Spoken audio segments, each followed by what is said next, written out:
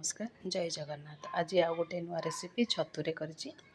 जदि वीडियो भल लगुच प्लीज लाइक करंतु कमेंट करंतु। छतु को प्रथमे आगे छोट छोट पीस करके काटिदेली तापर ताकू हलदी पानी रे बुड़ेकी धोईदेली। ये रेसिपीटा बटम छतुरे भी हो पार पाल छतुरे भी हो पार। तापर गोटे ग्राइंडर जार रे सोरिष जीरा रसुण पियाज कंचा लंका ताकू नेकी बाटीदेली। छतुरे पियाज चुन चुन काटिक रखी ताकू पकईदेवी। तापर रसुण 5-6 कले टमाटो मु 2टा टमाटो छोट छोट टमाटो नहीं ताकू काटिक रखी ताकू पकईदेली।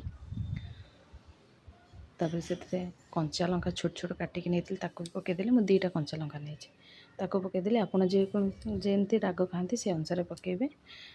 तापर से हलदी गुंड आ काश्मीर लंका गुंड पकईची कहीं कंचा लंका पकईची ना जो राग लंका गुंड पकईनी।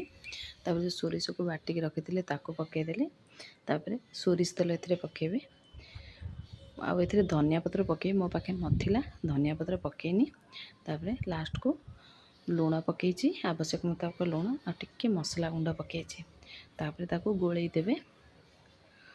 गोलैकी मुझे हाथ में गोलैकी देखा कहीं चामच रे भल गोलै हेलानी हाथ में गोलै देली। तापर मु लगे जो गछ कखारु गछ से पत्र होता 2-3टा आनली हेरी मो पाखे नथिला कदली पत्र।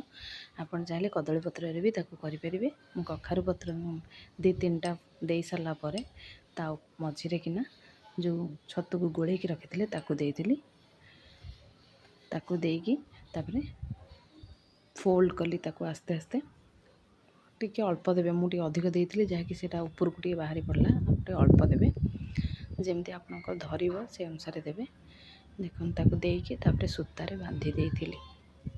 ये छतु पत्र पोड़ाटा चुली रे करती। एक्चुअली आम तो बाहर जगह चुली ना तेणु आम गैस रे करवा। तेणु गैस तावा बसैकी से सोरिष तेल देदेली। जो बांधिकी रखी थे जो कखारु पत्र छतु को ताकू मु देकी ताकू हाई फ्लेम रे आगे टिके भाजी देली। टिके समय टिके देख पोड़ पोड़ हो गला टिके मीडियम फ्लेम कली पुणी आउ थे हाई फ्लेम करके भाजिली। तापर देखो जमती पोड़ी है भाया भाजी हो मोर रेडी होगा छतु पत्र पोड़ा।